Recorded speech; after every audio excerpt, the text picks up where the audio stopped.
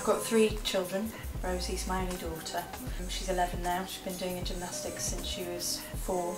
Yeah, it's the main part of her life really. She's very committed to it, very passionate about it, and takes it very seriously. So yeah, completely supportive of her doing it.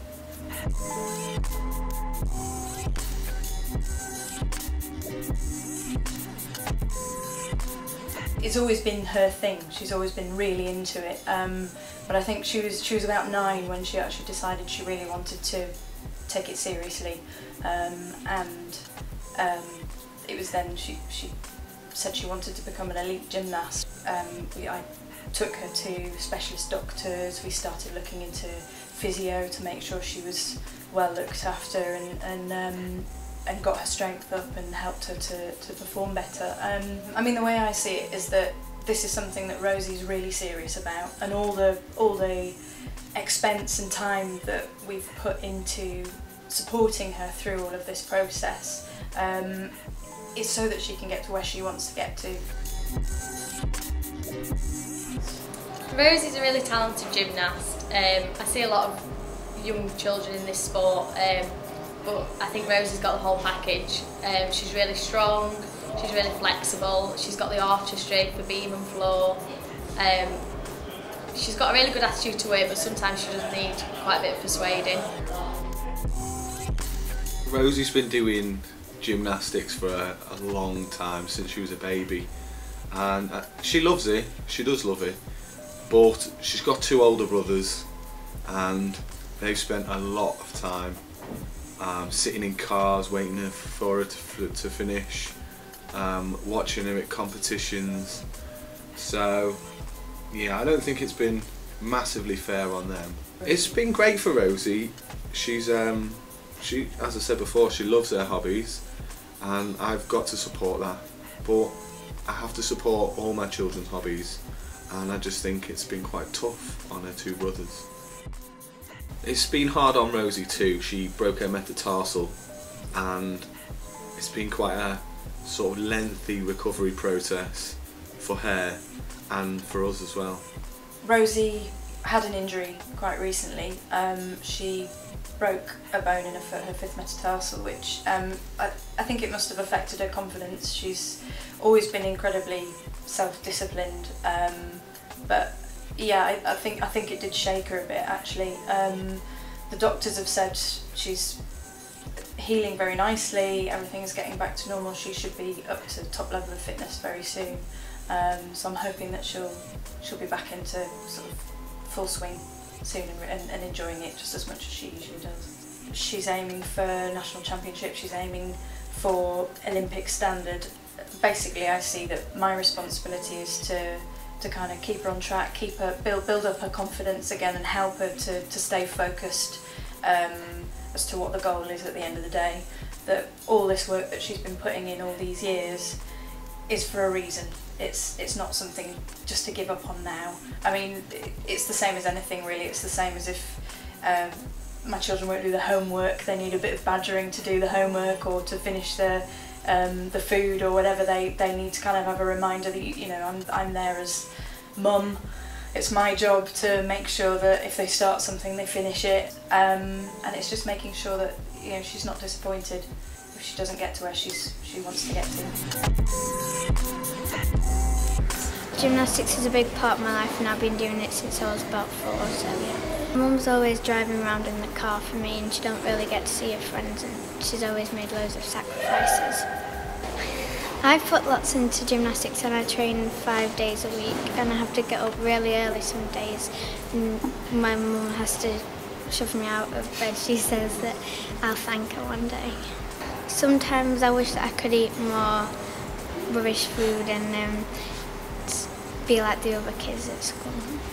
Breaking my foot was hard, and it wasn't the easiest thing, but sometimes I felt like packing it in, but my coach told me that sometimes it's fun and sometimes it's hard, so I just have to get on with it. One of the main reasons why I do it is because everybody says that I'm good at it, and I love it, so that's why I do it.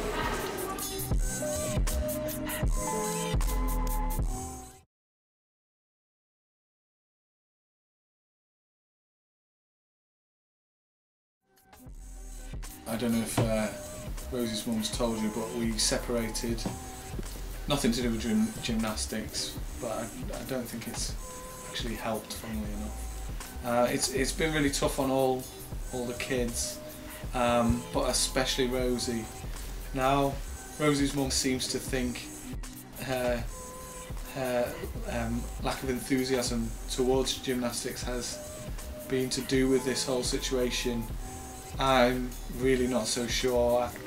I think really Rosie is not been going to gymnastics so much because of her foot, and because really she's getting pushed way too hard. So you are aware that Rosie's mum was a gymnast when she was younger. No, obviously nowhere near as good as Rosie, and really I think she's just trying to live her dreams through Rosie. Well, if you ask me, it's not about Rosie's like pure love for gymnastics. This is more about her mum's way of dealing with the separation. Really, if it was up to me, I'd put a stop to it.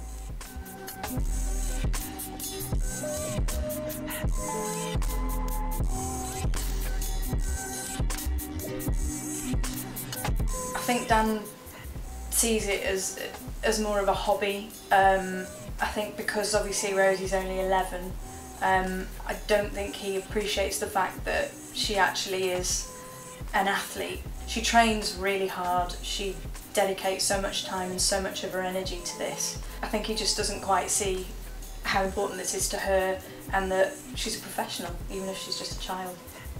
I know to people who aren't necessarily in the world of gymnastics, that from the outside it probably can look as though I'm a bit of a pushy mum, but I think if you're in the world of it, you understand that actually she's an athlete. I'm supporting her. That's what I do as a mum with an athlete, as a daughter. You see a lot of kids who drop out and don't make it as far as they probably could, and I think that's because they don't have the support of their families. They need to have the families completely committed to their routines, to their training. When I say families, it's more the mums really, who are behind the scenes making it all happen. She's got her dreams, she knows what she wants to succeed, and if I'm not there taking some responsibility for helping her achieve those goals, then I'm not doing what I should be doing as a mum. So yeah, it's tough love really, but it's all for her. I love my mum and dad, but I don't really think they agree on my gymnastics. My mum's really supportive, but sometimes she's a bit bossy. My dad thinks that I should be playing outside with my friends and that I train a bit too much, but I feel like whatever I do, I'm going to upset someone. When I was younger, I wanted to compete in the national levels and maybe even represent Britain in the Olympics, but now I can't really because there's other things in my life.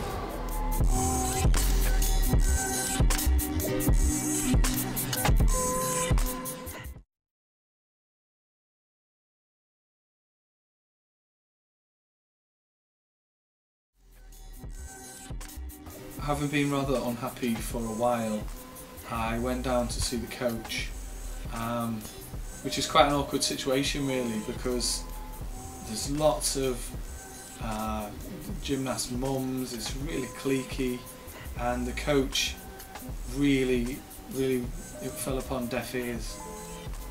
They've got like tunnel vision just for performance and victory.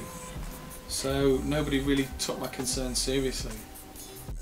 Rosie's dad's approached us and does think that she's training a little bit too hard, but I think he needs to understand that this is what it takes to be an elite gymnast, and that's the transition that Rosie's making at the minute. The elite gymnasts do about 6 days a week, 6 to 7 hours a day.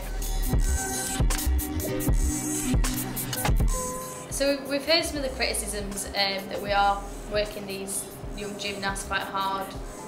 but they do need to start at a young age. Gymnasts kind of start between the ages of 3 and 6, and that's just to get their core ability, their strength and flexibility at that young age, and then develop the skills as they get older. Our number one priority is the welfare of the children, just make sure that they develop safely. It's impossible for young athletes to be successful without the full support of the parents. The parents are invaluable really in their training programme. Rosie's mum's really supportive of her gymnastics. I feel in many ways I've exhausted all my options and don't have any influence over her life now. And I really feel like I've got nowhere to turn. If I lived with her, I could have a say, but I'm still her dad, so why can't I have a say? I've even thought about social services.